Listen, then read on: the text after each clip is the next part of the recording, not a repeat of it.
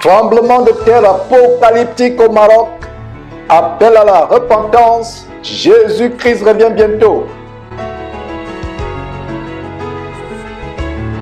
Le légendaire festival satanique et blasphématoire Burning Man, stoppé par Dieu.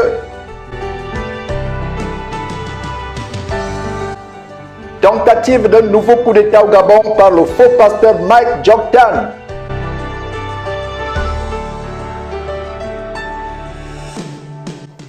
Un étudiant camerounais tue ses deux frères en sacrifice rituel pour sa secte.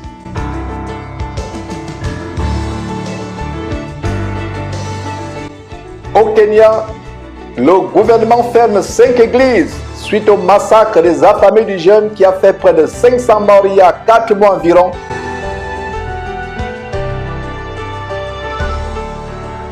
Voilà le sommaire du tour du monde des actualités internationales qui affectent les chrétiens à travers le monde en ce grand jour de l'an de grâce 2023, le samedi le 9 septembre. Commençons ce tour du monde en allant du côté du Maroc avec ce breaking news, ce tremblement de terre apocalyptique qui, avec le bilan provisoire, fait déjà près de 1000 morts. Donc voilà un tremblement de terre qui a secoué le Maroc. Et nous vivons, mes frères et sœurs, la fin des temps. S'il y a un chrétien qui doute que nous vivons la fin des temps, je crois que ce chrétien ne vit pas sur terre. Il vit peut-être sur notre planète.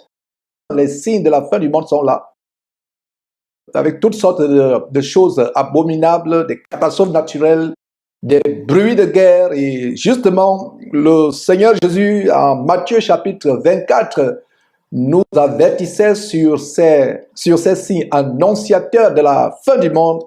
Vous pouvez lire, par exemple, en Matthieu chapitre 24, à partir du verset 6, Matthieu chapitre 24, verset 6. Vous entendrez parler de guerre et de bruit de guerre. Gardez-vous d'être troublés, car il faut que ces choses arrivent. Mais ce ne sera pas encore la fin. Une nation s'élèvera contre une nation et un royaume contre un royaume. C'est le cas de la guerre en Ukraine. L'Ukraine envahie par la Russie. C'est à nouveau. Une nation s'élèvera contre une nation et un royaume contre un royaume. Il y aura en divers lieux des famines et des tremblements de terre. Tout cela ne sera que le commencement des douleurs. Voilà, mes frères et sœurs, des avertissements. Comme vous voyez ces images terrifiantes, ces secousses sismiques, cataclysmiques, apocalyptiques qui ont secoué le Maroc la nuit passée, la nuit du vendredi à samedi. Et voilà, mes frères et sœurs, des choses terribles qui se passent. Le monde est en souffrance, même la création souffre avec les abominations que lui infligent les hommes. Et d'ailleurs, suivons quelques témoignages. Une maison qui s'est écroulée sur des gens. Qu'est-ce qui s'est passé? La maison qui s'est écroulée. Chaque secousse, on entendait les chiens aboyer, on savait que la secousse arrivait. Et j'ai jamais vécu ça, jamais un truc aussi violent. Il était pour moi 23h10 et on a entendu un énorme grondement, comme une sorte de RER, enfin un bruit très très très très puissant. Et là on s'est regardé avec ma meilleure amie, ça nous a interloqués. Et là d'un coup les secousses ont commencé. Alors c'était vraiment direct des énormes secousses. J'ai été un petit peu balancée. Et j'ai été prise de panique parce que j'avais déjà vécu malheureusement la tragédie d'AZF sur Toulouse, donc ça ressemblait énormément. Après notre dîner, je suis sorti avec ma femme dans la rue pour marcher un peu. Et juste après, nous avons senti trembler sous nos pieds. Ma femme a cru que c'était un hélicoptère. Moi, je lui ai dit, c'est un tremblement de terre. Soudain, les gens se sont mis à courir dans tous les sens dans les rues. Tremblement de terre, ce qui moi-même a permis de, même si c'était violent, de vite sortir de mon état de stress. Hein. Et puis là, on a commencé à sortir de la chambre parce qu'on a vu du plâtre tomber. Et là, à partir du moment où on est sorti de l'hôtel, effectivement, on a vu des fissures tout le long du mur de l'hôtel. Là, on s'est dit, ah ouais, non, là, il faut courir. En courant, on a vu une jeune femme qui était tétanisée, on l'a récupérée avec nous. Et surtout, une autre dame qui n'arrivait plus à respirer. Respirez, madame, ça va aller, respirez. Madame, calmez-vous. Calmez-vous, madame. Respirez. Madame, respirez, calmez-vous. Ça va aller. Ça y est, non, non, ça va aller. C'est ouvert, là. C'est ouvert, là. Ouais. C'est ouvert. C'est ouvert? Oui. Il faut sortir de l'immeuble. On a commencé à vraiment s'inquiéter, c'est quand on a vu le personnel de l'hôtel, il y en avait un qui pleurait, l'autre qui priait, et puis on est arrivé à l'extérieur, et puis on a vu effectivement des gens qui sont sortis, je vous cache pas, à moitié dénudés, d'autres en peignoir, d'autres avec des couvertures. J'ai demandé au personnel. La province d'El Haouz, au sud-ouest de Marrakech. Dans la ville touristique, les dégâts sont énormes. Sur la célèbre place Jema El Fina, une mosquée s'est en partie effondrée. Le tremblement a été ressenti dans notre immeuble à 3 reprises. Les gens sont sortis dans la rue juste après. C'était la panique totale.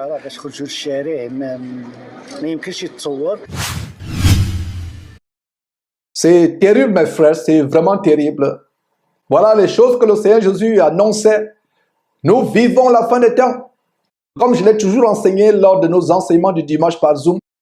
Et pour ceux qui ne le savent pas, nous avons des enseignements bibliques tous les dimanches par Zoom. Vous pouvez obtenir le lien Zoom en nous contactant directement par notre WhatsApp ou par notre numéro, par notre email, certainement au bas de cette vidéo. Alors voilà des choses terribles, comme je l'enseigne toujours lors de ces réunions d'études bibliques. Nous vivons la fin des temps. Nous devons vivre chaque jour comme si c'était notre dernier jour. Voilà des populations qui sont meurtries, des familles endeuillées. Ces gens ne savaient pas que cette catastrophe devait surgir. Et c'est ainsi que le Seigneur Jésus reviendra soudainement, comme ce tremblement de terre. On vous a montré il y a quelques semaines la catastrophe de Hawaï où des villes entières dans cet archipel d'Hawaï ont été incinérées par un feu sorti de nulle part. Un feu sorti de nulle part. Voilà donc les populations qui souffrent aujourd'hui au Maroc. Et ce n'est pas la dernière catastrophe. Toi qui suis cette émission actuellement, ne pense pas que la mort c'est seulement pour les autres. Ne pense pas que les catastrophes c'est seulement pour les autres. Ces catastrophes peuvent frapper ta ville, ton quartier, ton village. Soit un incendie, une inondation, soit un tremblement de terre, soit même un cambriolage. Si tu as envie, toi qui m'écoutes, chrétien ou non chrétien, c'est parce que la grâce de Dieu est sur toi. Nous ne sommes pas mieux, vous et moi, que les membres de ces familles qui sont aujourd'hui décédées, écrasées, englouties dans cette catastrophe. Si toi et moi, nous sommes en vie, toi qui suis cette émission, c'est parce que la grâce de Dieu est sur toi. Dieu voulait que tu te repentes et que tu donnes ta vie sérieusement à Jésus-Christ. Si tu es un faux chrétien, un chrétien qui marche en califourchon, un pied en Christ, un pied dans le monde, ou si tu n'es pas encore véritablement chrétien, c'est l'occasion aujourd'hui pour toi, en regardant ces images effrayantes, de te repentir, de rechercher la face de Dieu. Beaucoup de personnes nous ont précédés dans le séjour des morts. Mourir n'est pas en soi une mauvaise chose. Ce qui est terrible, c'est mourir sans connaître le Seigneur Jésus-Christ. Mourir en étant en rébellion contre Dieu. Mourir n'ayant pas connu le Seigneur Jésus-Christ. Mourir sans être sauvé. Il est donné à tout homme de vivre une fois seulement. Après cela, vient le jugement. Beaucoup de gens vivent leur vie comme si ils devaient être éternels sur terre. D'autres pensent qu'après la mort, il n'y a plus de vie. Mais laissez-moi vous annoncer soit une bonne nouvelle, soit une mauvaise nouvelle selon votre cas. La bonne nouvelle, c'est que quand nous donnons notre vie à Jésus-Christ étant sur terre, nous vivons dans la sanctification, la haine du péché, la fuite du mal, la haine du mal. Nous vivons en communion avec Dieu, en obéissant à ses commandements. La bonne nouvelle, c'est que nous aurons la vie éternelle. Nous vivrons éternellement au paradis.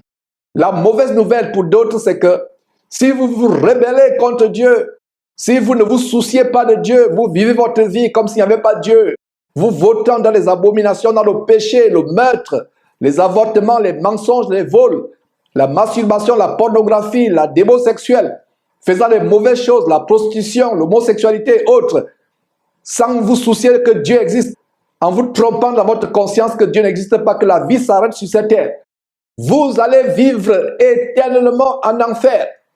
Ce tremblement de terre que vous voyez sur votre écran actuellement n'est rien comparé aux tourments, aux atrocités, à la souffrance indescriptible que ceux qui se seront rebellés contre Dieu vivront éternellement en enfer, dans ce lac de feu et de soufre que nous appelons communément enfer, qui ne s'éteint pas et qui ne s'éteindra jamais. Les gens souffriront, pleureront, grinceront les dents d'éternité en éternité. C'est l'occasion de se repentir avant qu'il ne soit trop tard. Ce n'est pas un amusement, ce n'est pas un jeu, ce n'est pas un slogan. Tout ce que je suis en train de vous dire, ce n'est pas des slogans vides de sens. C'est très vrai, c'est plus vrai que le fait que vous voyez cette émission actuellement. C'est très vrai. Le Seigneur Jésus revient bientôt. Voilà des signes annonciateurs, des signes pour nous repentir. Donc si tu suis cette émission, fais cette prière de repentance. Fais cette prière de repentance. Ce n'est qu'un modèle. Ce n'est qu'un exemple. Tu peux prier selon tes propres paroles. La prière n'est pas une récitation d'ailleurs. Je ne donne qu'un exemple. Tu lèves cette prière en disant, Seigneur Jésus, je viens de suivre ce prédicateur. Je suis touché dans mon cœur. J'ai des remords. Ma vie jusqu'à présent a été une vie désagréable. Je ne t'ai jamais connu. J'ai été dans le mensonge, dans la fraude, dans le vol, dans la débauche sexuelle, la pornographie, les mauvaises choses sur Internet. J'ai été dans les sectes. J'ai été dans les mauvaises religions telles que l'islam, telles que le bouddhisme, ou la rose-croix, la franc-maçonnerie, ou les fausses églises évangéliques, où on tolère le péché, où les femmes s'habillent comme les prostituées. J'ai été dans ces choses, je ne te connaissais pas. Mais en suivant cet évangile que ce prédicateur donne, j'ai le cœur touché. Seigneur Jésus, aie pitié de moi. Fais-moi grâce de te connaître. Fais-moi grâce de connaître ton Père, le Dieu créateur du ciel et de la terre. Fais-moi grâce de le connaître. Tu es mort pour moi sur la croix. Je t'en supplie, fais-moi grâce de connaître ta parole à travers la Bible. Fais-moi grâce de te connaître. Pardonne-moi, je t'en supplie. Offre-moi le don de repentance. Efface mes péchés. Non seulement mes péchés, mais les péchés qu'ont commis mes parents et mes ancêtres. Je t'en supplie, aie pitié de moi. Viens dans ma vie. Je me répands, je regrette avec larmes les choses que j'ai faites qui sont abominables à tes yeux et aux yeux de ton Père. Seigneur Jésus, délivre-moi. Seigneur Jésus-Christ, aie pitié de moi. Je veux être éternellement au paradis avec toi. Je ne veux pas aller dans cet endroit, dans ce lac dont parlait cet homme, ce lac de feu et de soufre, cet enfer qui ne s'éteindra jamais. Viens dans ma vie. Transforme-moi. Manifeste-toi moi. Fais-moi connaître ta parole qui est dans la Bible. Merci Seigneur Jésus. C'est en ton nom que j'ai prié, au nom de Jésus-Christ. Amen. Voilà mes frères. Nous allons poursuivre du côté des États-Unis avec une autre catastrophe naturelle, de terribles pluies, des pluies torrentielles, diluviennes, qui ont perturbé un abominable festival, un festival légendaire, satanique, blasphématoire, le festival Burning Man qui est célèbre aux États-Unis. C'est ce que nous allons évoquer après cette petite pause.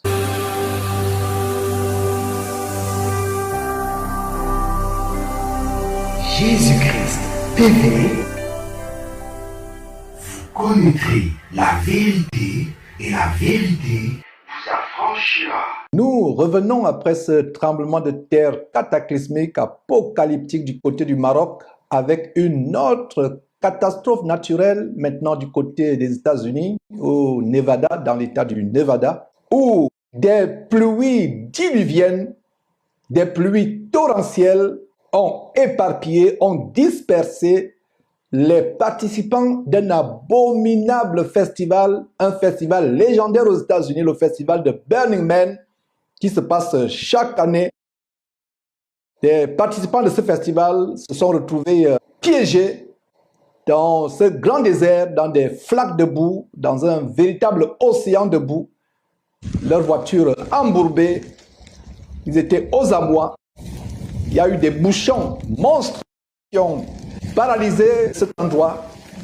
Et la raison pour laquelle, mes frères et sœurs, j'en parle, je pense que Dieu a frappé, disons, averti les participants de ce festival abominable.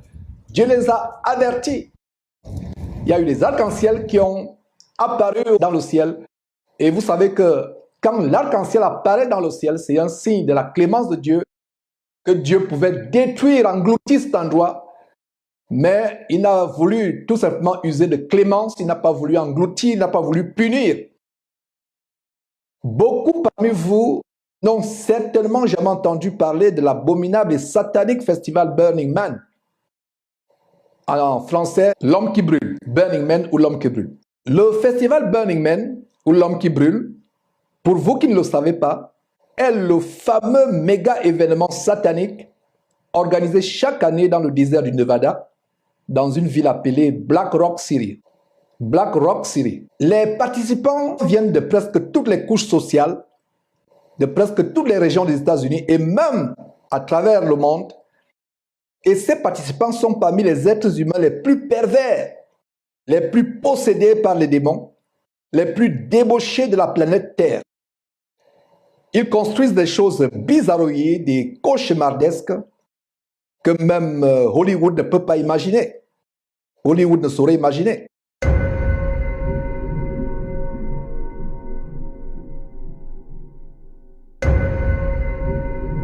Ils vivent pendant 9 jours dans ce désert, dans une surprenante complicité communautaire, marquée par la débauche sexuelle, la promiscuité, des scènes d'orgie à vous faire vomir et les actes de blasphème contre Dieu. Au terme de ces 9 jours, ils brûlent une gigantesque statue, une méga statue, représentant un homme. D'où l'appellation de Burning Man. Donc après 9 jours de débauche, de fornication, de blasphème contre Dieu, il y a une gigantesque explosion d'une statue comme celle que vous êtes en train de voir, la statue de 2 homosexuels qui s'embrassent. Ils brûlent donc cette statue dans une explosion. Il n'y a pas de mots pour qualifier cette explosion. Un spectacle à vous couper le souffle et qui procure une certaine jouissance à tous les pyromanes du monde entier, possédés par les démons. Donc après 9 jours, ils brûlent cette gigantesque statue. Et ça, c'est la statue d'une certaine année. Donc voilà, mes frères, ce qui se passe après 9 jours. En fait, cette scène d'incinération, qui est le point culminant de leur folie diabolique de 9 jours, signifie qu'ils savent qu'ils brûleront un jour en enfer. Mais ils s'en foutent, permettez-moi l'expression, vivent leur vie sur terre comme si de rien n'était, comme bon leur semble, se rébellant contre Dieu. Donc la scène d'incinération finale, au terme de 9 jours, c'est la preuve qu'ils sont conscients qu'ils vont brûler un jour en enfer. En fait, ils se moquent même de l'enfer, ils se moquent de l'enfer, ils se moquent de Dieu. Ce groupe de tarés, de cinglés et de dégénérés vivent ensemble et fonctionnent autour des 10 principes fondamentaux de la philosophie humaniste diabolique qui sont 1. L'inclusion radicale, 2. La libéralité ou le partage, c'est-à-dire que c'est un faux partage, une fausse libéralité. 3. La démarchandisation, c'est-à-dire l'opposition à tout ce qui est vendu. 4. L'autonomie radicale. 5. L'expression radicale de soi. 6. L'effort communautaire. 7. La responsabilité pseudo-civique. 8. L'absence de traces. 9. La participation. 10. L'immédiateté ou l'improvisation. Ce festival a été mis sur pied en 1986 par un concepteur illuminé inspiré par des légions de démons qui le possédaient. Il a commencé avec seulement 20 personnes en 1986, mais ce festival diabolique s'est développé par milliers chaque année. Et cette année, il y a environ 80 000 personnes qui devaient y participer. Voilà comment Dieu a conduit ces pervers en les éparpillant, en les dispersant, en les piégeant dans le désert. Ces dégénérés, possédés par les démons, se livrent à des orgies, à des actes terribles, mes frères et sœurs, sortis des films d'horreur. Ils rivalisent d'hardiesse et dépassent même les plus effrayants films d'horreur de Hollywood, vivant dans la débauche pendant 9 jours, toutes sortes d'excès, toutes sortes de débordements. Ça nous rappelle quoi? Ça nous rappelle le veau d'or en Exode chapitre 32, l'histoire du veau d'or. Vous voyez la plaque qui vient de circuler, vous pouvez mourir à n'importe quel moment. Donc, ils vivent leur vie à 100 à l'heure, 200 km à l'heure, 500 km à l'heure. Vivent leur vie, toutes sortes de débordements, toutes sortes de débauches. Et voilà, mes frères et sœurs, les prophéties de la fin des temps qui se déroulent effroyablement sous nos yeux, effroyablement sous nos yeux. Les gens dans la fin des temps, y compris les faux chrétiens, vivent dans le débordement de plaisir. Ils aiment le plaisir plus que toute autre chose. Passionnés de plaisir. Aimant le plaisir plus que Dieu. D'ailleurs, ils n'aiment même pas Dieu. Vous voyez, des symboles de suicide, comme vous venez de voir cette femme pendue. Des choses terribles. Ils s'amourachent, forniquent, la bestialité.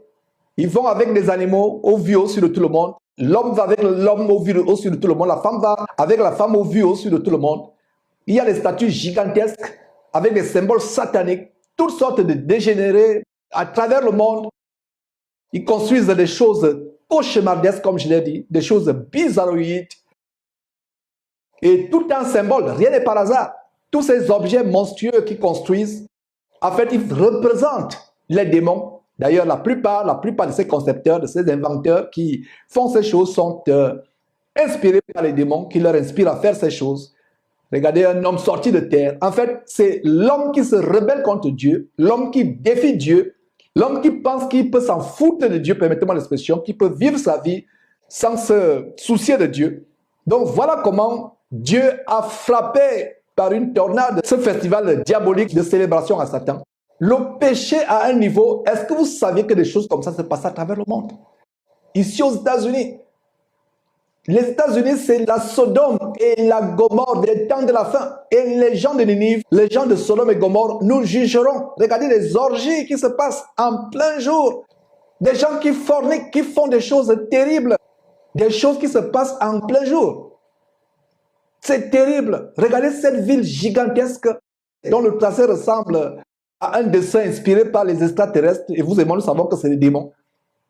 Ils se livrent au plaisir, à la débauche, à la perversité, tous les jours. Pendant 9 jours, c'est tout ce qu'ils font. Et vous voyez, les gens de toute la société, du bas de l'échelle sociale jusqu'au sommet de l'échelle sociale, ils se déguisent, on ne sait plus qui est qui. Ils vivent dans une complicité communautaire surprenante. En fait, c'est la rébellion contre Dieu. Ils passent le temps à brûler toutes sortes de choses, à construire, à brûler, parce que leur principe, c'est que dès qu'ils ont fini le festival, ils brûlent tout, ils ne laissent pas de traces. Voilà. Les pyromanes qui sont là, ils font des incendies spectaculaires. C'est l'euphorie, c'est la liesse. Les gens possédés par les démons. Pendant 9 jours de débauche, de dérèglement, d'excès. En fait, ces gens ne savent pas qu'ils vivent déjà l'enfer sur terre.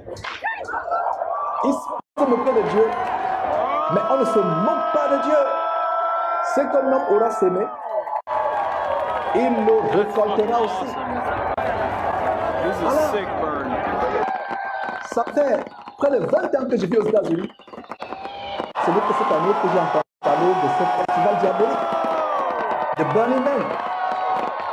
À cause de quoi? À cause des pluies qui ont inondé cette partie du désert du Nevada, transformant le désert du Nevada en un océan de boue, qui a piégé les participants à ce festival diabolique. Ils brûlent même à la fin de ce festival, se moquent de l'enfer. Voilà la signification qui est derrière. L'enfer n'existe pas. L'enfer, c'est une illusion. Ils défient l'enfer. Il défie Dieu. Mais ces flammes que vous voyez sont ainsi annonciateurs des flammes de l'enfer que beaucoup connaîtront éternellement. Ces flammes spectaculairement gigantesques sur votre champ, peut-être ne les brûlent pas. Mais les flammes de l'enfer les brûleront s'ils ne se repentent pas éternellement. Il n'y aura pas de fin. De siècle en siècle, de millénaire en millénaire, jusqu'à l'éternité. L'éternité n'a pas de fin. L'éternité n'a pas de fin. Donc voilà mes frères et sœurs, ce qui se passe. Les cris de joie, la liesse, l'euphorie populaire en général. Et là, c'est environ 100 000 personnes. Dans une vaste étendue du désert du Nevada, chaque année, les gens posent le plaisir. Quand la Bible disait parler de plaisir à la fin des temps, voilà l'extrême de plaisir. Nous vous ouvrons les yeux. Le monde dans lequel nous vivons a atteint un autre niveau. La décision derrière le studio, c'était est-ce qu'il faut monter ces images, est-ce qu'il ne faut pas les montrer. Après la décision finale, il faut les montrer pour que les gens sachent à quel point la dépravation a atteint un niveau tellement élevé. Les chrétiens ne doivent pas avoir part à ces choses. Et écoutez-moi, frères et sœurs, il y a des membres des églises qui sont dans ces séminaires, dans ce festival. Il y a des caravanes des membres de soi-disant églises américaines qui y vont. Parce que le chrétien aujourd'hui n'a plus le discernement. Le chrétien aujourd'hui pense que c'est normal, on va aller s'amuser, we're gonna have fun, comme on dit en anglais. On aura du plaisir, on va s'éclater. Il y a les caravanes des églises américaines qui vont dans ce séminaire. Et ils n'ont pas de discernement. La Bible dit que nous devons sortir des ténèbres. Nous n'avons aucun rapport avec les ténèbres. Il n'y a aucun rapport. La Bible dit sortez du milieu d'eux. Si vous êtes un chrétien francophone, ou peu importe le chrétien que vous êtes aux États-Unis, soi-disant chrétien, et vous assistez à ces choses, comme vous venez de voir, l'assimilation de la pendaison, et vous partez de là, vous avez un esprit de suicide.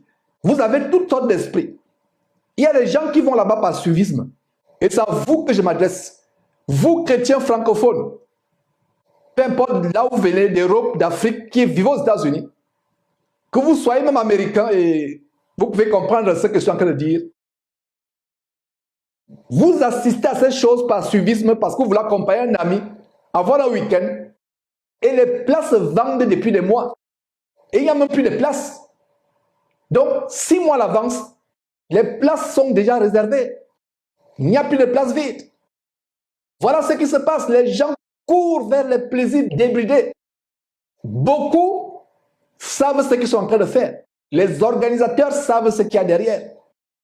Ils blasphèment contre Dieu. C'est là où vous pouvez exprimer votre homosexualité, exprimer votre pédophilie, exprimer votre bestialité. Il y a même des sections réservées aux handicapés. Les gens qui ont des problèmes de mobilité, incroyable. Un handicapé paraplégique, paralytique, devrait avoir plus la crainte de Dieu par rapport à son statut. Il est déjà paralysé, on doit le porter.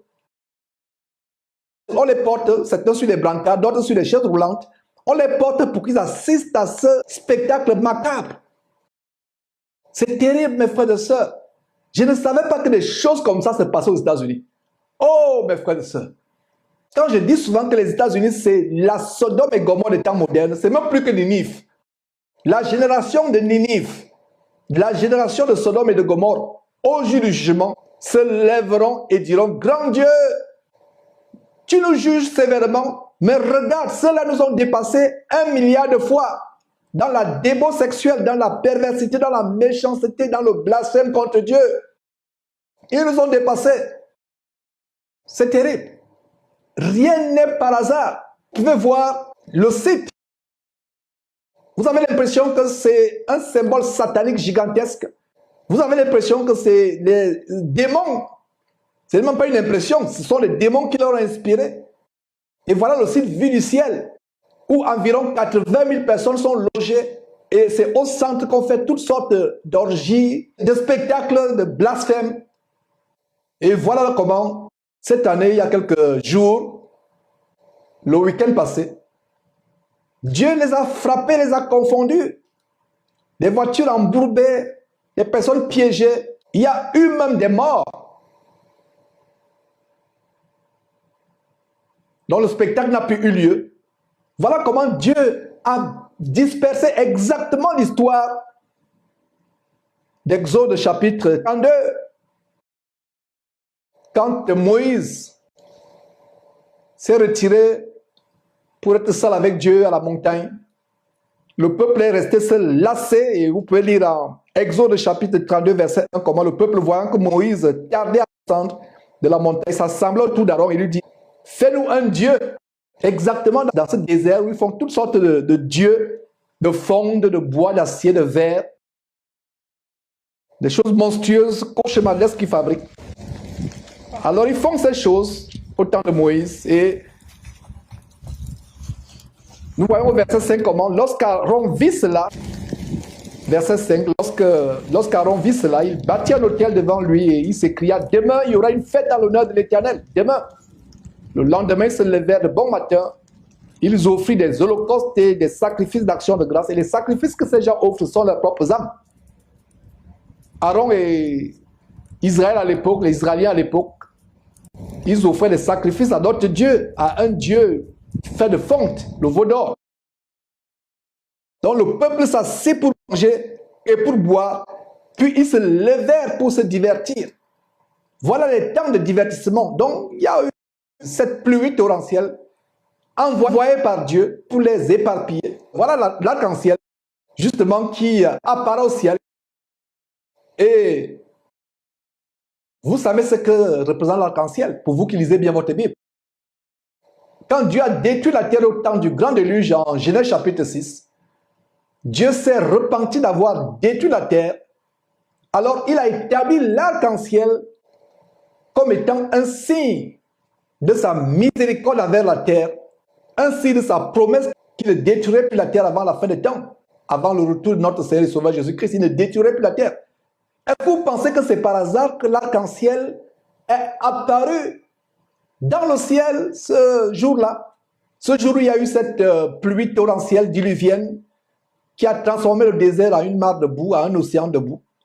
Est-ce par hasard? Dieu, dans sa miséricorde, fait apparaître un arc-en-ciel depuis le ciel et certains ne comprennent pas que c'était la miséricorde de Dieu. Vous les voyez maintenant, ils sont couverts pour se protéger du froid dans ce désert isolé des États-Unis.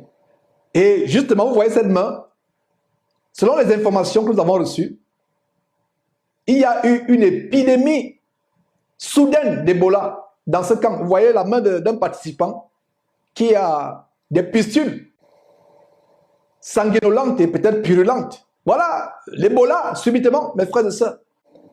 Dieu a éparpillé ces gens. Dieu les a dispersés.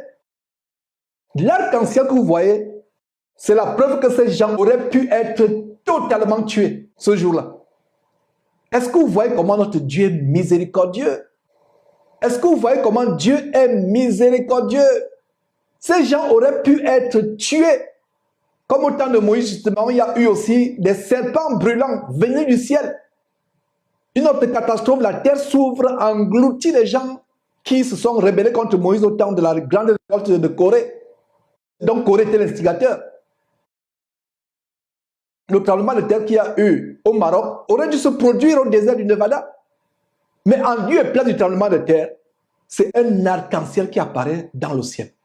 N'est-ce pas la preuve de la miséricorde de Dieu? On ne s'amuse pas avec Dieu. On ne s'amuse pas avec Dieu. Vous vous amusez avec Dieu, vous allez le rencontrer, mais Dieu a manifesté sa miséricorde. Il y a eu un autre incident dernièrement, lors d'un autre spectacle de pyromanie, c'est-à-dire d'experts en incendie spectaculaire. Ils ont érigé un dragon quelque part aux États-Unis pour faire des feux d'artifice avec le dragon, l'ennemi numéro 1 de Dieu, qui représente en fait le serpent ancien ou Satan ou Lucifer qui a été chassé du ciel, le diable. Et qu'est-ce qu'on a vu? Selon la vidéo qu'on vous a montrée, vous pouvez d'ailleurs revoir cette vidéo, le monstre qui a été érigé, le dragon a pris feu, il s'est brûlé à la stupéfaction générale. Voilà ce qui se passe quand on blasphème contre Dieu. Les voilà maintenant revenus dans leur bon sens, couvrant leur corps, vêtus de manteau, comparé avec les images d'orgie que vous avez vues il y a quelque temps. Dieu les a remis à l'ordre, leur sens reprouvé, des voitures embourbées, des hommes et des femmes en pleurs. Où est passé leur orgueil? Il est temps pour l'humanité de se repentir. Avec le tremblement de terre du Maroc, qui a été le sujet précédent que nous avons évoqué, c'est la preuve que Jésus est à la porte, le Seigneur Jésus-Christ est à la porte. Toi qui es sur cette émission actuellement, tu dois comprendre que les temps sont mauvais. Les temps sont mauvais. L'heure est grave. C'est l'occasion pour nous de nous repentir. Ceux qui veulent vivre dans le péché, qu'ils pêchent davantage. Qui continuent à pécher. Ceux qui veulent se sanctifier, vivre dans la crainte de Dieu, qu'ils se sanctifient davantage. Le Seigneur Jésus reviendra soudainement, enlever ses élus, ceux qui auront persévéré jusqu'à la fin, et punir le monde entier, mes frères et sœurs. Voilà ce que je voulais montrer par rapport à cette catastrophe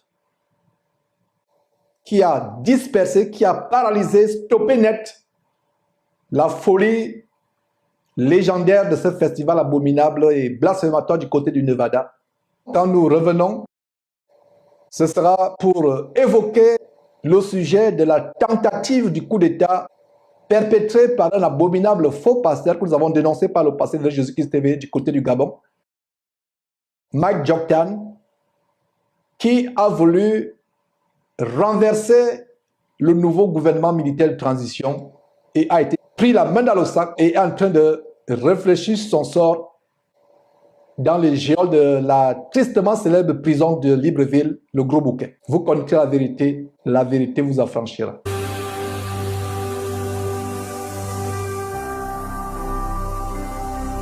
Jésus-Christ TV, vous connaîtrez la vérité et la vérité vous affranchira. Nous poursuivons cette émission en allant du côté du Gabon, où un abominable faux pasteur qu'on a toujours dénoncé derrière cette trompette, Mike Joktan, un pasteur vampireux, escroc évangélique, franc-maçon, fait actuellement face aux foudres de la justice gabonaise, où il est en garde à vue dans la tristement célèbre prison du Gros Bouquet à Libreville au Gabon, la capitale du Gabon. Voilà un pasteur soi-disant qu'on a toujours dénoncé.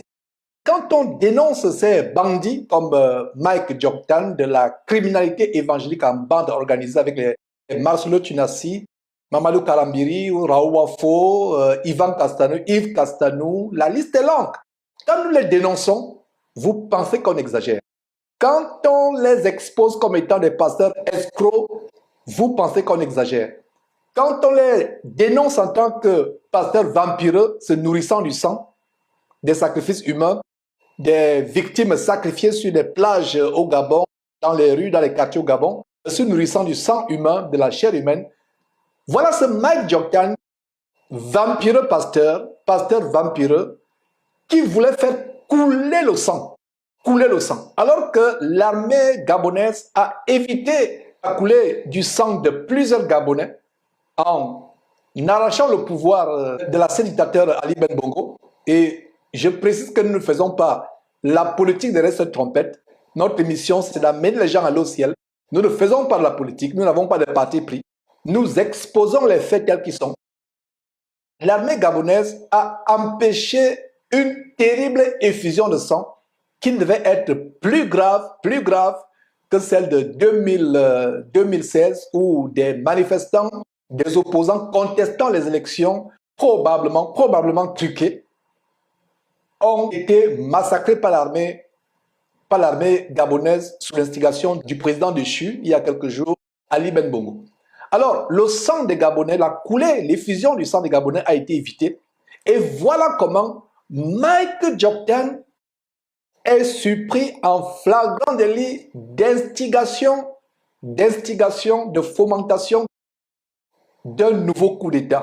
Et quand vous allez le suivre, dans quelques instants, il a été interpellé, arrêté, mis aux arrêts à la frontière entre le Gabon et la Guinée équatoriale, où il se rendait pour solliciter l'intervention de notre dictateur qui, depuis des années, a affamé le peuple, massacré une bonne partie de la population, étouffé le peuple.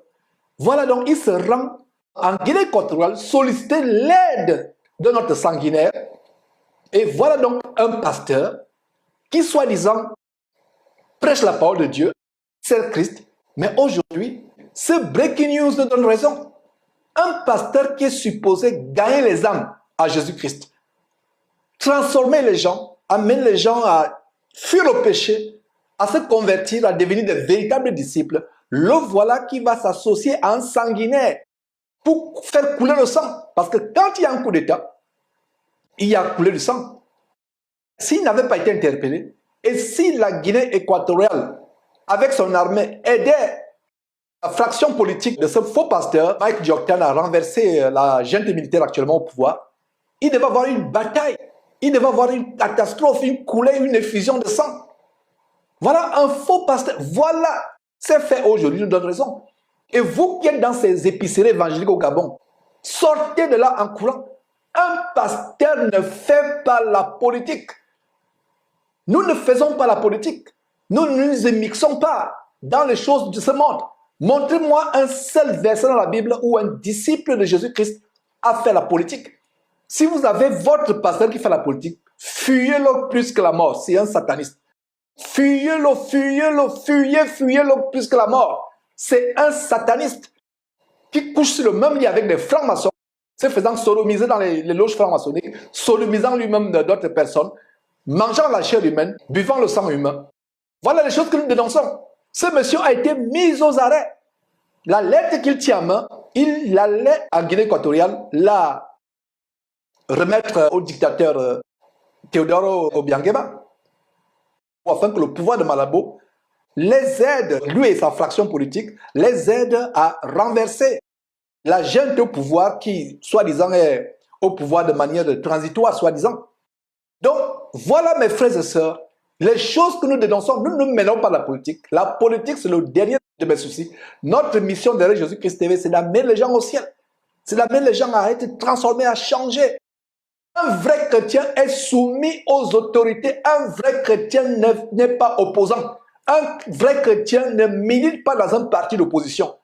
Parce que militer dans un parti d'opposition signifie que vous vous opposez à l'autorité établie. Et je pense véritablement sur la base de la parole de Dieu que toute autorité établie vient de Dieu. Maintenant, je n'aimerais pas ouvrir un débat d'opinion. C'est votre opinion si vous pensez qu'il y a des autorités qui ne viennent pas de Dieu. Mais la Bible nous dit que les autorités sont établies par Dieu. Si Dieu permet que telle autorité vienne au pouvoir, même au travers de la fraude, même au travers, n'est-ce pas, du sang humain qui va faire couler, même au travers des massacres des populations, c'est Dieu qui l'a permis. Dieu permet tout. Alors, voilà ce monsieur qui se rendait en Guinée équatoriale solliciter l'aide d'un sanguinaire. Un autre président sanguinaire, il va solliciter l'aide pour que le gouvernement transitoire gabonais, le gouvernement de la junte militaire en transition, entre guillemets, soit bouté hors du pouvoir. D'ailleurs, suivons quelques extraits du reportage par la chaîne télévision GMT qui relaie cette information. Terrible. C'est le scénario le moins improbable de ce feuilleton post-élection générale 2023. Partenaire politique privilégié du Comité pour la transition et la restauration des institutions, dirigé par le président de la transition, le général Brice Clotaire Oligui Nguema, la plateforme Alternance 2023 semble s'effriter. Outre le départ inattendu de Raymond Donsima pour incompréhension interne, les heures s'assombrissent autour de ses membres.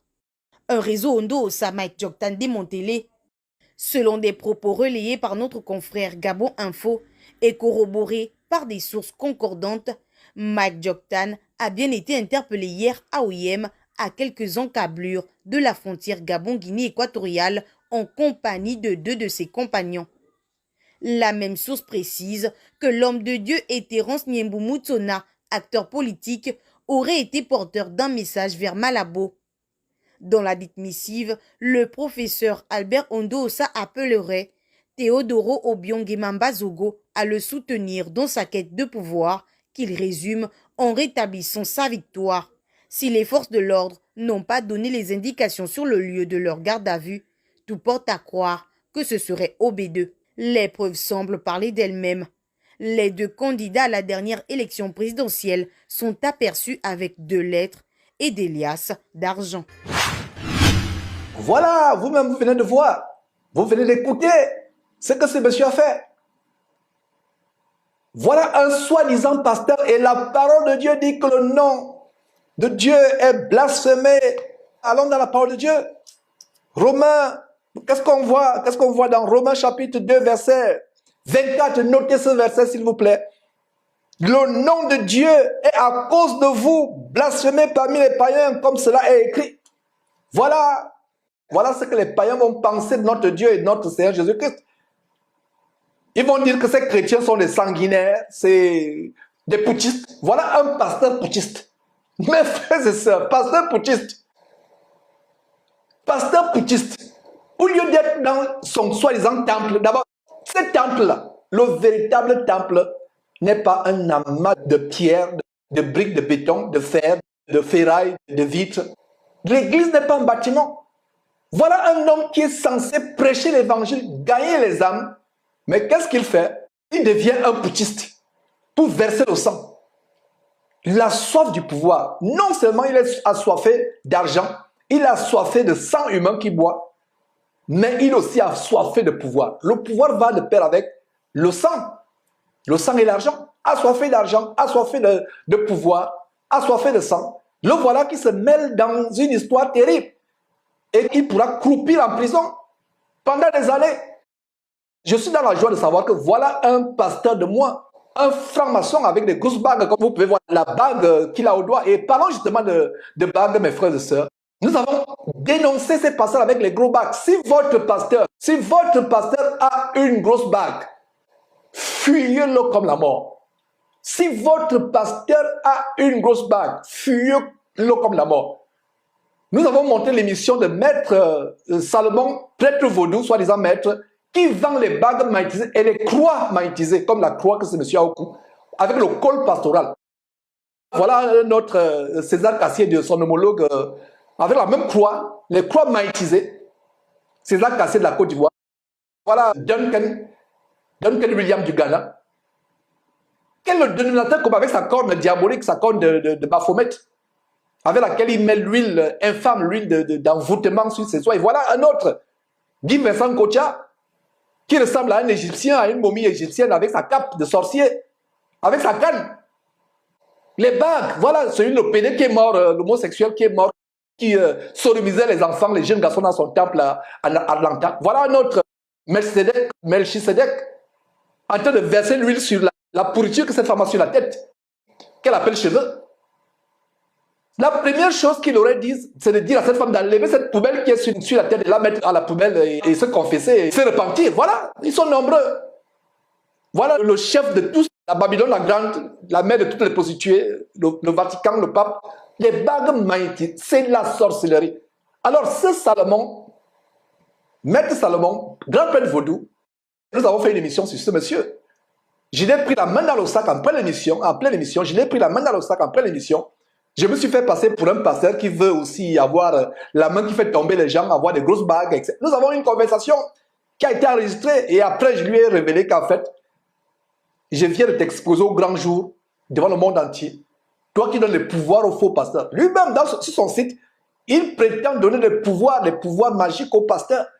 Donc si votre pasteur a une bague, comme ces sorciers vampireux avec leur cape, comme s'ils volaient la nuit comme des oiseaux. D'ailleurs, ils volent, ils sortent en vampire, ils sortent comme les Gabonais, ils font des expériences extra-corporelles, voyage astral sorti du corps. Voilà les bandits. Donc, si votre pasteur a une bague, c'est un sorcier, fuyez-le, c'est les bagues magnétisées d'envoûtement. C'est pour ça qu'ils sont prêts à vous ruiner. Ils peuvent vous ruiner jusqu'à votre dernier caleçon. Vous préféreriez même marcher sans caleçon et donner toute votre fortune à cause de l'envoûtement. Quand on vous dit de sortir de là, vous ne pouvez pas sortir parce que vous êtes envoûté par cette bague. Alors, voilà cet homme qui est aujourd'hui en prison, qui réfléchit sur son sort, qui croupit en prison actuellement. D'ailleurs, disons ce que cette lettre contient. Nous avons reçu une page PDF du journal gouvernemental quotidien L'Union. Lisons quelques extraits. Arrêté aux portes de la Guinée équatoriale, vous pouvez lire. Je descends tout doucement pour aller à la page. Vous pouvez lire. Les opposants Mike Joktan et Terence Nyembu arrêtés à la frontière entre le Gabon et la Guinée équatoriale. Ce qui nous intéresse, c'est de vous lire cet extrait. Vous voyez donc, voilà la lettre. à l'attention de son Excellence, M. Théodoro Nguema Obiang-Mangue, vice-président de la République en charge de la défense et de la sûreté d'État, Palacio del Pueblo, Malabo, Guinée équatoriale. Objet, ordre de mission. Excellence, Monsieur le vice-président, je vous adresse la présente lettre dans des circonstances exceptionnelles, conséquence du récent coup d'État qui a dissous toutes les institutions du Gabon et ipso facto l'élection du président de la République du 26 août 2023 pour laquelle je suis vainqueur à une majorité écrasante selon les résultats sortis des urnes. Tout d'abord, nous sommes au paragraphe 2, tout d'abord, permettez-moi de vous exprimer ma profonde gratitude pour le soutien et l'aide que vous avez généreusement apporté en faveur de la stabilité et la prospérité de la nation gabonaise et du peuple gabonais jusqu'à présent. En raison des circonstances sécuritaires et politiques actuelles, il m'est malheureusement impossible de me rendre personnellement auprès de vous pour discuter de la situation qui prévaut au Gabon. Pourtant, ma détermination à restaurer l'ordre constitutionnel dans notre pays demeure inébranlable. À cet effet, j'ai l'insigne honneur de solliciter que vous receviez 3 émissaires qui sont des collaborateurs proches et dévoués afin de rétablir l'ordre constitutionnel dans notre nation. Il s'agit de M. Mike Joktan, ancien candidat à la présidence et directeur de campagne du candidat Ondaosa, M. Terence Nyembu Moussona, ancien candidat à la présidence et directeur adjoint de campagne du candidat Ondaosa, M. Saint-Éric Zouéondan, conseiller spécial du candidat Ondaosa en charge des missions spéciales. Comptant sur votre sollicitude, votre diligence et votre soutien, je vous prie d'agréer, Excellence, Monsieur le vice-président de la République, l'hommage de mon profond respect. Signé, professeur Albert Ondaosa, candidat à l'élection présidentielle au Gabon. Voilà, mes frères et sœurs, des pasteurs vampires qui s'associent à un sanguinaire, à un président sanguinaire pour renverser le gouvernement en place, faire couler le sang des Gabonais, les faire tuer dans cette mutinerie, dans ce coup d'État manqué.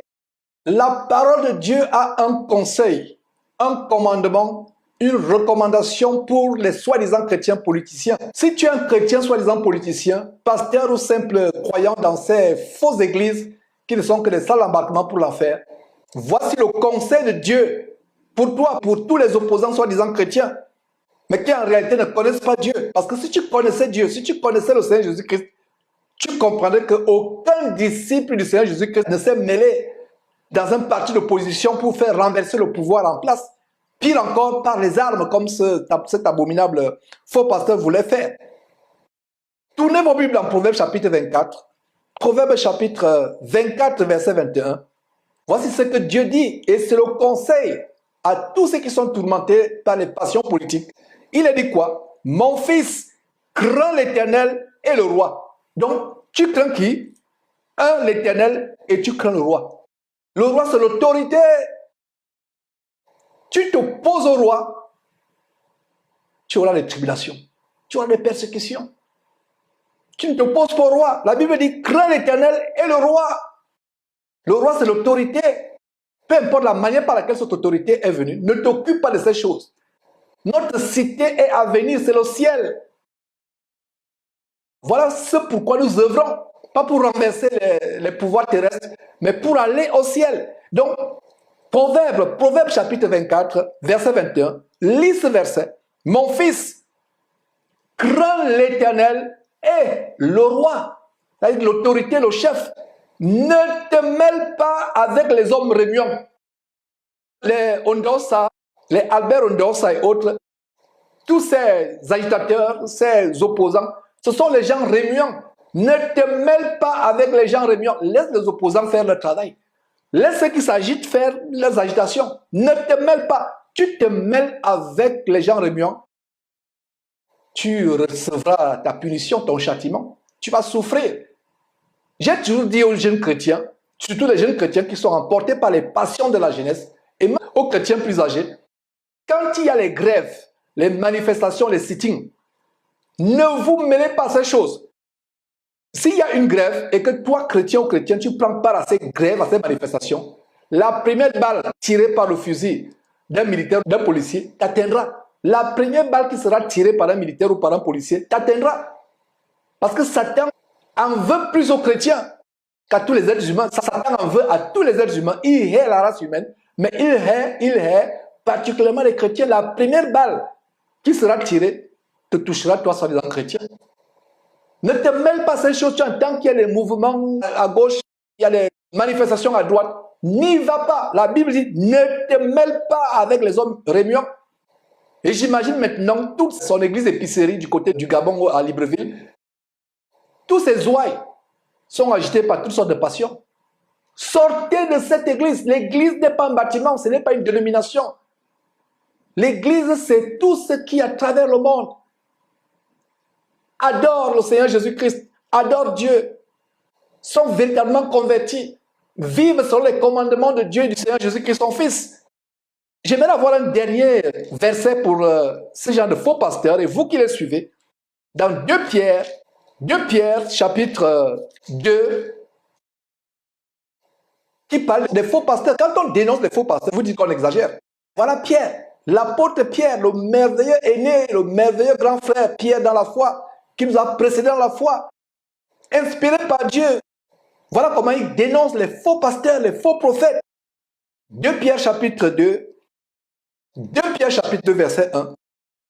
Il y a eu parmi le peuple de faux prophètes, et il y aura parmi vous de faux docteurs qui introduisent des sectes ou divisions pernicieuses, et qui reniant le maître, c'est-à-dire que le maître, le Seigneur Jésus-Christ le maître, et qui reniant le maître qui les a rachetés, attireront sur eux-mêmes une ruine soudaine. Voilà la ruine soudaine que ce faux pasteur vient de s'attirer lui-même. Voilà la ruine soudaine. Il pensait que son coup devait réussir, il pensait qu'il ne devait pas être attrapé. Voilà comment Dieu l'expose publiquement. Ce n'est pas la première fois que derrière cette trompette, nous dénonçons Joktan. Il aurait pu être tué, mais s'il est encore en vie, c'est l'occasion pour lui de se repentir. Ce verset 24, qu'on vient de lire, Proverbe chapitre 24, verset 21 dit, « Crains l'Éternel, mon fils, crains l'Éternel et le roi, l'autorité, ne te mêle pas aux hommes réunions. » La plupart des pasteurs aujourd'hui, l'argent des dîmes ne suffisant plus, l'argent de l'escroquerie évangélique ne suffisant plus, la gloire évangélique ne suffisant plus, ils veulent devenir des politiciens, faire la politique. C'est exactement le cas de Pascal Mukuna, qui avait été surpris en flagrant délit de viol, violant sauvagement une femme de son épicerie évangélique à Kinshasa, violant cette femme dans sa voiture. Ça a été filmé.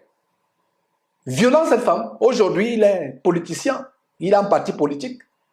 Des hommes remuants qui ne connaissent pas Dieu, reniant le maître qui les a rachetés. Le Seigneur Jésus, c'est notre maître. Il donne le standard. Un chrétien ne fait pas de politique. Un chrétien ne fait pas de politique. Ils s'attireront sur eux une ruine soudaine. Voilà la ruine soudaine qui est aujourd'hui sur la tête de cet homme. Et il mérite la prison. Il n'aura plus à escroquer les gens. Il n'aura plus à vampiriser les gens, à boire le sang des enfants, à manger la chair humaine des enfants. La chair des enfants.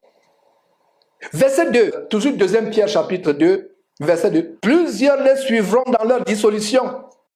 Et la voix de la vérité sera calomniée à cause d'eux. C'est presque la même chose que nous avons lu en Romains chapitre 2, verset 24. Le nom de Dieu est blasphémé à cause d'eux.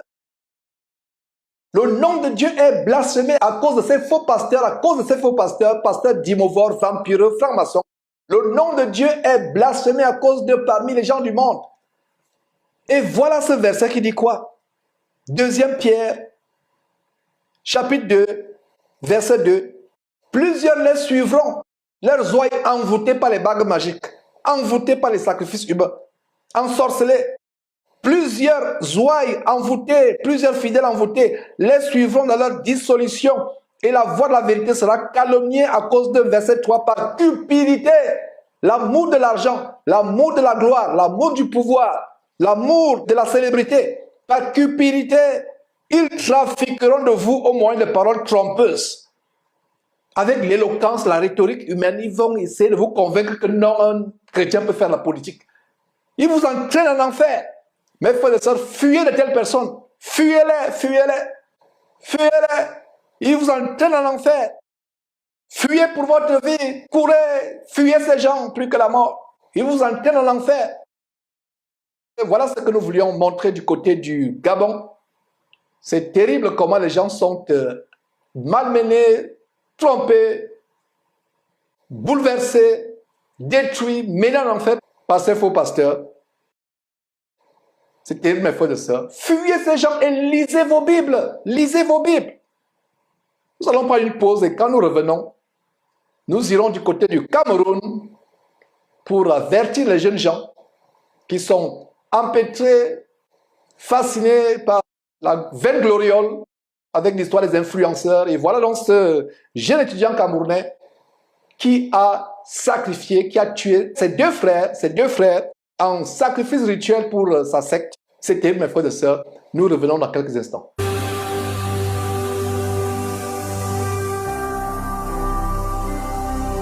Jésus-Christ TV, vous connaîtrez la vérité et la vérité vous affranchira. Nous allons maintenant au Cameroun avec cette triste et désolante nouvelle, une nouvelle funeste, une nouvelle macabre de ce jeune étudiant camerounais qui a tué en sacrifice rituel ses deux frères. Voilà ce que nous avons toujours déploré derrière cette trompette en exhortant les jeunes, en amenant les jeunes à se convertir. La jeunesse de cette génération des temps de la fin, une jeunesse tiktokée, une jeunesse influencée par des influenceurs de Satan, comme je les ai exposés il y a 2 semaines environ, des soi-disant influenceurs, mais qui sont influencés par Satan, entraînant beaucoup de jeunes en enfer. Donc voilà ce jeune qui appartient à une secte. Et beaucoup de jeunes gens aujourd'hui, dans ces temps de la fin, la plupart désœuvrés, sans emploi, pour contourner les méfaits du chômage, sont obligés d'entrer dans les sectes où ils vendent leurs âmes à Satan pour la vaine gloriole, la gloire passagère et éphémère. Voilà donc ce jeune qui, comme la plupart des jeunes aujourd'hui sur les réseaux sociaux, les soi-disant influenceurs, eux-mêmes influencés par Satan, comme je le dis souvent, entraînant d'autres jeunes en enfer. La mode aujourd'hui, c'est l'oisiveté, l'amour de l'argent facile. On est prêt à tout faire. On vous a montré derrière cette chaîne de télévision beaucoup de choses, des choses vraiment désolantes pour lancer l'alerte. Des personnes qui sacrifient père, mère, enfant. Vous avez vu par exemple cette jeune Ivoirienne qui pleurait lors d'une émission radio comment elle avait tué sa mère chez le marabout. Elle voulait être riche, sortir de la misère, de la pauvreté. Le marabout lui a dit de jeter une pierre sur le miroir et tuer sa mère. Et sa mère sur le champ est décédée. Quand elle se rend à la maison, elle trouve que sa mère est morte. Elle avait ce poids dans le cœur depuis des années et elle est allée dans une célèbre émission radio du côté d'Abidjan pour se confesser. On a vu des influenceurs mourir et avant de mourir, confesser comment ils ont tué les membres de leur famille. Le diable est un menteur. Il vous donne une vaine gloriole, quelques broutilles, quelques miettes, quelques pièces de monnaie d'une main, mais l'autre main a un poignard pour vous poignarder, pour vous égorger et pour vous entraîner en enfer. Voilà ce jeune homme étudiant aujourd'hui, auteur d'un fratricide, ayant tué ses deux frères et en direction pour la prison. Je pense qu'il pourra bien réfléchir sur son sort et peut-être se repentir et donner sa vie au Seigneur Jésus-Christ. Mais ce qui est déplorable, c'est que ces deux frères qui ont été assassinés n'auront pas l'occasion de se convertir, de donner sa vie à Jésus-Christ.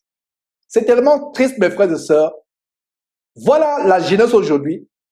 La plupart des jeunes désœuvrés, oisifs, faisant face aux affres du chômage, sont obligés de se tourner vers le monde mystérieux, satanique des marabouts, des sectes pour soi-disant décoller. Ils se font sodomiser. On a exposé il y a quelques mois le phénomène de porte-à-porte, ces influenceurs qui vont à Dubaï manger des excréments humains.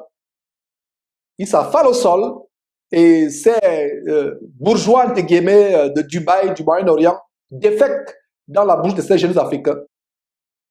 Suivons le reportage de cette nouvelle macabre, reportage fait par la chaîne locale au Cameroun, la chaîne Equinox Télévision. C'est terrible. Devant le poste de gendarmerie de Mabanda, Carolin Atonfak est apparu plutôt serein. Ce jeune, c'est lui qui a donné la mort à ses deux frères cadets dans la nuit de samedi à dimanche dernier au lieu dit Mankwata. Qu'est-ce qui l'a poussé à poser cet acte? Le mis en cause dit ne pas comprendre lui-même. C'était commis de manière inconsciente, pas de manière involontaire, mais c'était juste un acte comme cela. D'après le chef de poste de gendarmerie de Mabanda, Carolin Atonfak, 24 ans, aurait avoué être membre d'une société secrète qu'il a intégrée lors de son passage comme étudiant à l'université de Tchang. C'est de cette organisation secrète qu'il aurait reçu instruction de procéder à des sacrifices humains, notamment celles ou alors ceux de ses deux frères. Carolin avait la charge de garder ses deux petits frères depuis 3 mois. Une mission reçue de sa maman qui s'est récemment expatriée en Europe. C'est alors que ce licencié a introduit du somnifère dans une boisson qu'il a servi à ses deux cadets, Alex Zé, 8 ans, et Assom Chéné, 6 ans. Il utiliserait ensuite 2 oreillers pour les étouffer mortellement. Et je précise ici que l'intéressé, au moment des faits, sous réserve d'une expertise médicale, a agi délibérément et jouissait de toutes ses facultés physiques et mentales. Après près d'une semaine de garde à vue, au poste de gendarmerie de Mabanda, Carolin Atonfak sera présenté au parquet du tribunal de grande instance du Vouri ce vendredi. C'est absolument terrible, c'est affligeant mes frères, ce que vous venez de suivre. Un détail tellement important, ce monsieur dit, il ne sait pas ce qu'il a appris. Il a dit la vérité. Quand vous confiez votre vie à Satan, vous êtes envoûté, vous êtes possédé, vous n'êtes qu'un canal par lequel les démons tuent d'autres personnes, égorgent d'autres personnes, boivent le sang des personnes, mangent la chair humaine. Vous n'êtes qu'un canal. Ce jeune homme vient de dire qu'il ne sait pas ce qu'il a appris. Il regrette aujourd'hui. Et beaucoup sont ceux qui ont tué leurs parents, leur mère, leur père, leurs frères, leurs cousins. D'autres doivent coucher avec les animaux. D'autres doivent faire des choses abominables, des choses qu'on ne saurait même pas nommer pour avoir la gloire, la richesse. La meilleure chose que vous pouvez avoir, c'est le salut en Jésus-Christ. Mieux vaut vivre pauvre sur cette terre, mais aller au ciel. Le diable vous donne quelques broutilles, quelques miettes, quelques pièces de sous, quelques pièces d'argent, quelques sous, pour un temps, mais pour vous entraîner en enfer éternellement. Peut-être ce jeune a suivi les dénonciations, les alertes que je fais derrière cette trompette. Jésus-Christ TV. Peut-être qu'il n'a pas suivi. Mais certains qui ont suivi continuent à se faire embobiner par des sectes. Et nous avons d'ailleurs un commentaire du côté du Sénégal. Nous avons un commentaire du côté du Sénégal. Et c'est justement un jeune Camerounais qui envoie ce commentaire par WhatsApp. Qu'est-ce qu'il dit? Les envieux finissent par ce chemin très étroit. Les universités ont toujours été le nid des sectes et autres institutions, qu'elles soient publiques, parapubliques ou privées. Les envieux finissent toujours par emprunter ce couloir. Seul le travail libère l'homme. La facilité est une porte ouverte à ces sectes. J'ai toujours dit aux miens qu'une fois après investigation, s'il ressort que quelqu'un est trempé, eh bien, je le déconnecte à jamais de ma vie. 2 de mes frères, il continue, Augustin du côté du Sénégal continue avec cette contribution. 2 de mes frères de la même, je pense qu'il voulait dire la même mère, 2 de mes frères de la même mère, je pense, sont déconnectés, c'est-à-dire qu'il a coupé tous les ponts avec ces derniers. Fini pour le reste de mes jours. Ils se font sodomiser, c'est terrible, ils se font sodomiser pour des futilités de ce bas monde, entre autres voitures, vêtements de luxe, maisons, etc. Et j'en passe.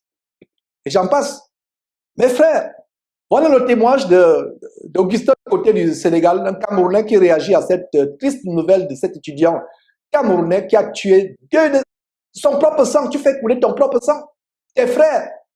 Et comme Augustin venait de dire, effectivement, l'envie, la convoitise, la jalousie, les mauvaises compagnies, ça mène les jeunes à être cupides, à être prêts à tout faire pour avoir la vaine gloriole, une gloire passagère de la poussière, de la boue. Beaucoup de personnes qui ont fait des pactes avec Satan regretteront éternellement, éternellement, éternellement en enfer, éternellement ce qu'ils ont fait. Ils regretteront quand ils brûleront à jamais d'éternité en éternité dans ce lac de feu, dans cet immense lac de feu et de soufre qui ne s'éteindra jamais. Il n'y aura pas la fin de cette souffrance. C'est pour cela que nous exhortons les jeunes à se convertir à Jésus-Christ avant qu'il ne soit trop tard. Au début de la diffusion de ce jour, on a montré ce tremblement de terre soudain, cataclysmique, apocalyptique au Maroc, qui a surpris les Marocains dans leur sommeil la nuit. Plusieurs sont morts. Les comptes provisoires parlent de près d'un millier de morts, écrasés dans les gravats, dans les amas de béton ou de terre, engloutis par la terre. C'est terrible, mes frères et sœurs. L'occasion de se repentir. Vivons chaque jour comme si c'était notre dernier jour sur terre. Les gens pensent qu'ils sont éternels sur terre. Ils pensent qu'ils ont toute la vie devant eux. Nous sommes derrière cette télévision comme les personnes au temps de Noé. Noé alertait ses voisins, sa famille, les gens de son quartier, les gens de sa ville. Faites attention, il y aura le déluge. Les gens se moquaient de lui. Jusqu'au jour où le déluge engloutit le monde entier. Et rien que 8 personnes, Noé épouse, ses 3 fils, ses 3 belles-filles, 10 personnes au total sur toute l'étendue de la terre furent sauvées. Et voilà, les gens se moquent de lui. Et c'est la même moquerie que nous recevons quand nous dénonçons ces choses. Voilà maintenant, les choses que nous dénonçons, voilà un exemple des méfaits. L'amour de l'argent, le gain facile, l'argent facile. Vouloir être influenceur, vouloir être influent. Et comme Augustin dit dans son commentaire qu'on vient de faire passer, justement, ces universités sont les viviers où on recrute les gens pour les sectes sataniques, ou les fausses églises qui sont aussi pires que ces sectes sataniques parce que c'est le même système spirituel luciférien. Donc les universités, les écoles, les lycées, c'est le vivier où on recrute ces gens. Le Rotary, le Rotarac, le Lions Club, la franc-maçonnerie, la Rose-Croix, voilà où on les recrute. Les sectes de vaudou, d'autres sectes magico-ésotériques. Voilà là où on recrute la plupart des jeunes. Les jeunes doivent se repentir. Les jeunes doivent se ressaisir. Nous prêchons la seule voie qui apporte la paix. Peu importe ce que vous avez, peu importe votre vie. C'est par le travail. Vous faites vos études, travaillez. Et si Dieu peut ouvrir les portes, Dieu soit loué. Même si les portes ne sont pas ouvertes, Dieu a dit qu'il ne vous abandonnera jamais, il ne vous délaissera pas. Vous ne manquerez pas de votre pain, vous ne manquerez pas de quoi manger. Regardez les oiseaux du ciel. Ne moissonnent, ni ne plantent, ni ne sèment. Mais regardez comment les oiseaux sont nourris tous les jours. Si tu crains Dieu, Dieu ne t'abandonnera pas. Même si tu n'es pas riche. D'ailleurs, nous, chrétiens, nous ne cherchons pas à être riches. Nous cherchons à avoir le minimum. Notre richesse est à venir au ciel. Voilà donc les sectes qui amènent les gens à faire des choses terribles, comme cette secte au Kenya, qui a causé la mort de près de 500 personnes qui ont été affamées, soi-disant, ils devaient rencontrer le Seigneur Jésus-Christ en jeûnant. Il fallait qu'ils jeûnent pour rencontrer le Seigneur Jésus-Christ, pour entrer au ciel. Voilà comment ils ont été affamés. Et ce sera le sujet que nous allons aborder après cette petite pause.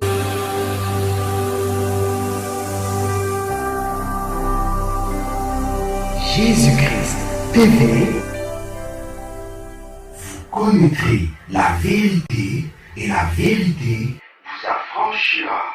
Nous terminons cette émission en allant du côté du Kenya où le gouvernement vient de fermer 5 églises suite au massacre des affamés du jeûne, qui a fait près de 500 morts il y a quelques mois, je crois 4 mois.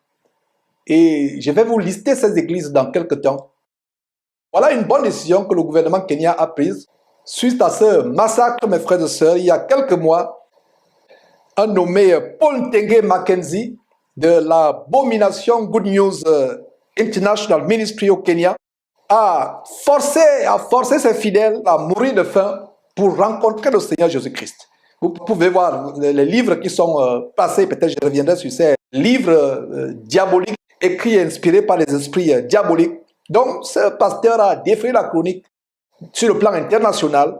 Ce pasteur kenyan de Good News International Ministry, Paul Ntenge Mackenzie, a défrayé la chronique en forçant ses fidèles à mourir de faim, condition pour rencontrer le Seigneur Jésus-Christ. Donc le gouvernement vient d'interdire son église et d'autres églises pour protéger les citoyens kenyans contre l'extrémisme religieux et les dérives sectaires. Et il y a une organisation appelée le registre des sociétés qui a annoncé il y a quelques jours la radiation de plusieurs églises, y compris de cette église entre guillemets qui n'est qu'un boulevard pour l'enfer, un camp d'embarquement pour l'enfer. Quand je dis souvent que c'est un camp d'embarquement pour l'enfer, les gens pensent que j'exagère. Voilà l'exemple que c'est un camp d'embarquement pour l'enfer.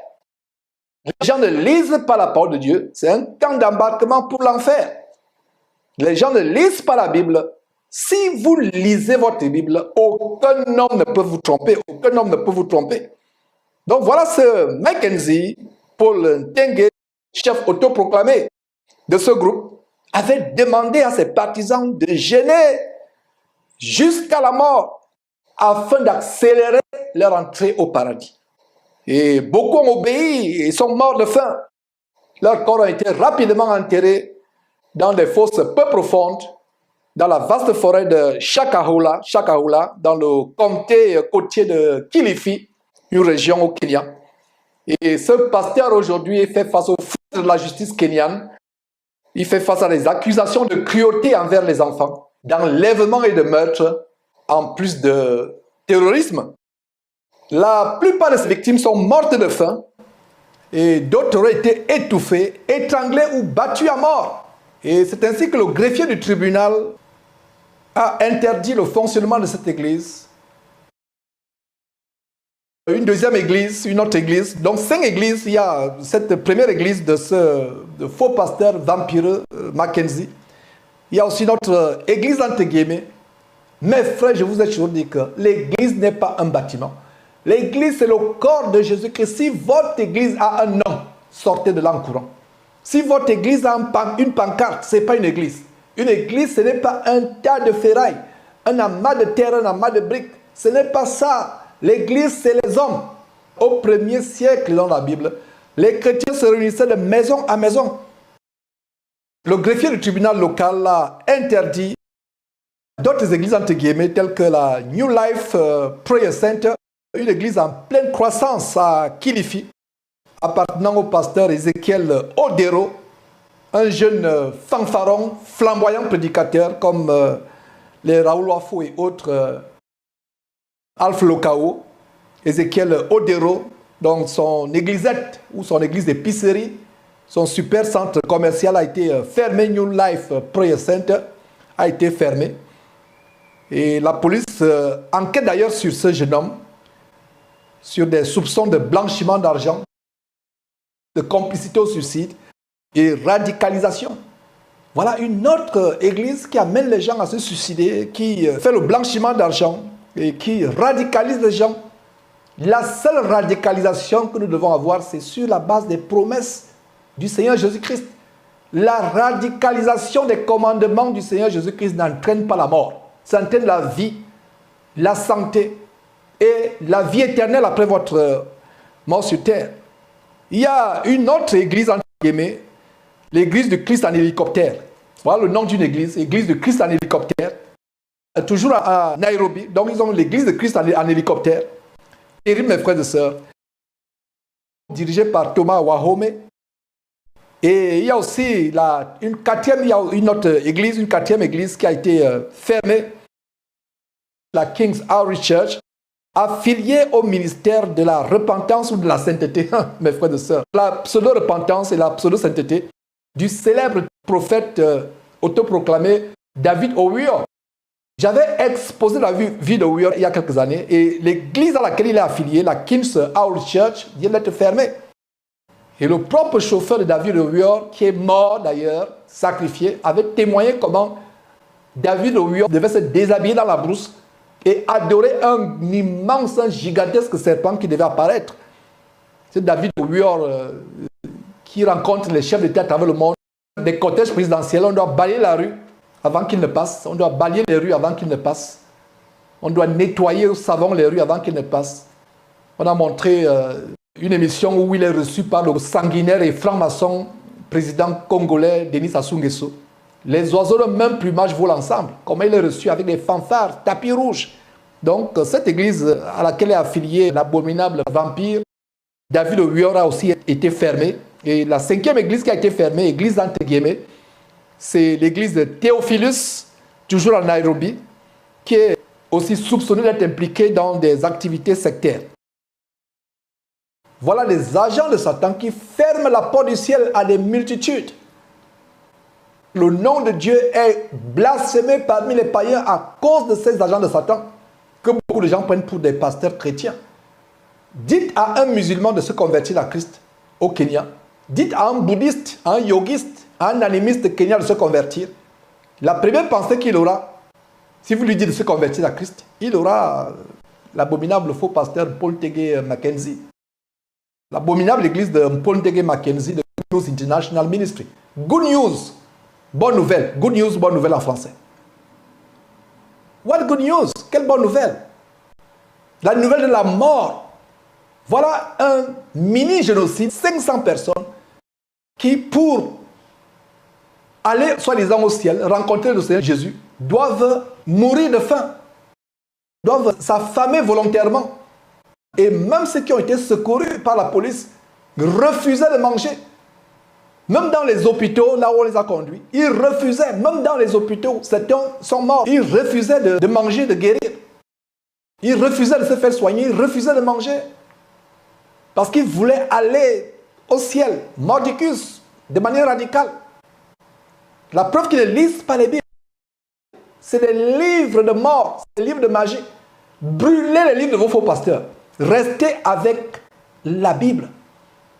Ces faux pasteurs écrivent des soi-disant livres inspirés par quoi? Par la Bible. Alors pourquoi ne pas aller à la source? C'est comme un robinet qui coule. Va directement. Tu veux d'abord que l'eau ruisselle au travers des caniveaux, des faux sceptiques, et tu bois cette eau. Lire les livres des pasteurs, c'est boire l'eau qui a traversé les faux sceptiques, les caniveaux. C'est l'eau pestilentielle, l'eau empoisonnée qui entraîne dans l'enfer. Buvez à la source.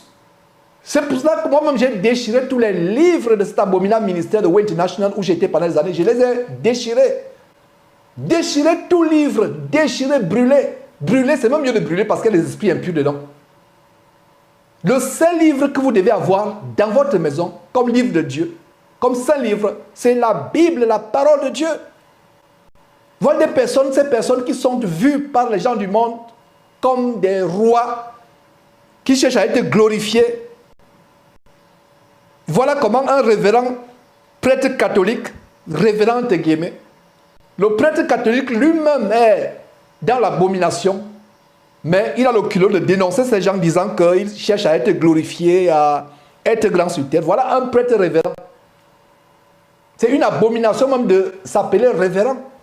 Ce révérend Omolo Uko, c'est déjà une abomination de s'appeler révérend.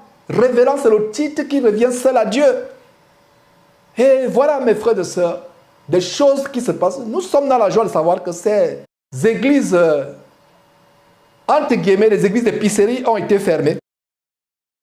Mais faites un peu le ratio, la proportion. Le Kenya, avec une population d'environ 53 millions d'habitants, a 4000 églises d'épicerie. Et voilà 5 qui viennent d'être fermées. Donc, le ratio, c'est quoi? 0,0000001% des églises qui ont été fermées. 5 églises récemment fermées sur 4000 sectes, 4000 salles d'embarquement pour l'enfer. Ces églises qui poussent partout, dans tout coin de rue, dans les grandes villes africaines. Kinshasa, Libreville, Douala, Yaoundé, un peu partout en Afrique. À chaque bout de rue, à chaque coin dans un quartier, il y a une église épicerie. C'est rivalisant. Les églises rivalisent avec les bars. Il y a les églises partout. Comme si le tintamarre, le tambourinement des bars ne suffisait pas. Il faut encore le tambourinement de ces églises qui font des choses terribles, avec des gros baffles, traumatisant de manière sonore le voisinage. D'ailleurs, finissons avec cette décision du côté du Togo, à Lomé exactement, où une circulaire administrative donne des instructions par rapport à ces églises. Et vous pouvez voir quoi? Ministère de l'administration territoriale et de la décentralisation et du développement des territoires, le directeur des cultes, il y a un directeur des cultes dans ce pays, à monsieur les présidents des fédérations religieuses. Voilà, les fédérations religieuses. La vraie église de Jésus-Christ ne fera pas partie d'une fédération. Comme l'abominable FPF, Fédération protestante française, qui a embrassé la sodomie, l'homosexualité, le mariage entre un homme et un homme. Et les églises super centres commerciales comme ICC Impact Centre Chrétien sont affiliées à cette abomination écuménisée par le Vatican. C'est la voie large, la voie qui mène en enfer. La voie qui mène en enfer. Alors, messieurs les présidents, voilà une missive venant du ministère de l'administration territoriale. Nos populations continuent de souffrir des bruits insupportables. Et remontons un peu pour voir la date de cette circulaire, de cette ordonnance administrative. C'est hier, justement, c'est hier, le 8 septembre 2023, cette circulaire nous est parvenue par un de nos correspondants depuis Lomé au Togo. Et voilà, mes frères et sœurs, ce qui est dit. Messieurs les présidents, nos populations continuent de souffrir des bruits insupportables que nos lieux de culte produisent quotidiennement dans nos quartiers, villes et campagnes sur toute l'étendue du territoire national. Des cas graves de maladies chroniques et même des décès occasionnés par les troubles de voisinage, conséquences de célébrations de cultes tapageuses, nous sont rapportés et nous interpellent à plus d'un titre. Ces nuisances sonores sont devenues un véritable problème de santé publique.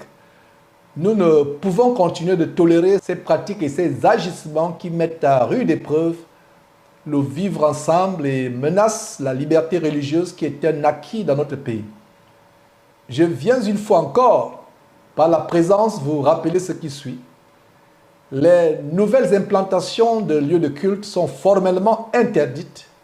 Les jours officiels de culte sont les dimanches pour les confessions d'obédience chrétienne et les vendredis pour les confessions d'obédience musulmane. Il est formellement interdit les célébrations en semaine, c'est-à-dire de lundi à samedi, qui produiraient un quelconque bruit. Les célébrations de culte endogènes qui mobilisent foule et sonorités de tout genre, de même que les prêches des ambulants qui sillonnent les quartiers et les rues, et qui occupent les carrefours sont soumises à une autorisation préalable de l'autorité administrative. Les appels de muezzins ne sont autorisés que dans des grandes mosquées de quartier. Les lieux de culte ne sont pas des abris de fortune qui n'offrent pas la sécurité et la protection nécessaires pour les fidèles d'une part et qui ne présentent pas les normes recommandées pour prémunir les riverains des bruits provenant des locaux d'autre part. Et vous pouvez vous-même lire la suite. Et vous pouvez mettre pause en regardant cette vidéo et lire jusqu'à la fin.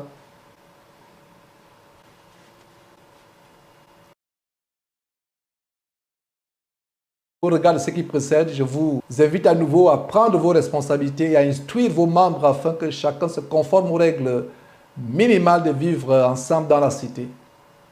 Voilà comment le gouvernement se mêle aux choses dont il ne devrait pas se mêler. Si les gens appliquaient la parole de Dieu, ils comprendraient que l'église se passe dans les maisons. Et même dans les maisons, quand vous vous réunissez, quand vous chantez les cantiques, comme Jésus chantait les cantiques avec ses disciples dans l'intimité, n'élevez pas la voix de telle manière que les voisins seront dérangés, exacerbés par vos louanges. Maintenant, si vous êtes dans un endroit éloigné des voisins, vous pouvez chanter à tue-tête tambouriner vos louanges si vous voulez. Mais si vous êtes à proximité des voisins, les églises de maison doivent se réunir dans la discrétion, dans le calme, dans la sérénité. Donc voilà, mes frères et sœurs, des choses que nous voulons montrer aujourd'hui. Le peuple de Dieu doit être libéré de ces oiseleurs, de ces voleurs, de ces bandits évangéliques. C'est un plaisir de faire cette émission aujourd'hui et nous rendons grâce à Dieu qui a rendu disponible cela. Abonnez-vous à nos chaînes YouTube, à nos pages Facebook pour ne rien rater de ces émissions qui ouvrent les yeux à plusieurs selon le retour que j'ai. C'est la fin des temps, mes amis. Le Seigneur Jésus revient bientôt. Beaucoup doivent avoir les yeux ouverts. Le secret, c'est d'aller dans la Bible, examiner la Bible, de vous y conformer. Vous vivrez heureux sur cette terre.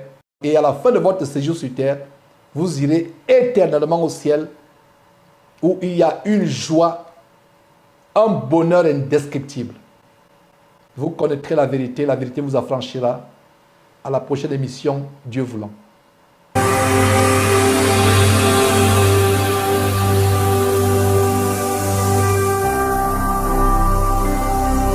Jésus-Christ TV,